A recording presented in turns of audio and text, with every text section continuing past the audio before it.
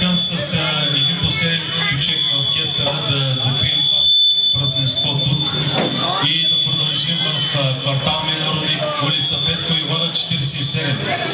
Така че едно последно изпълнение на оркестър Кипка и след това отиваме и веселбата продължава. Всички сте добре дошли. Няма да има продължение, така ли? Добре, значи приключваме. Нека да се ориентираме към изхода.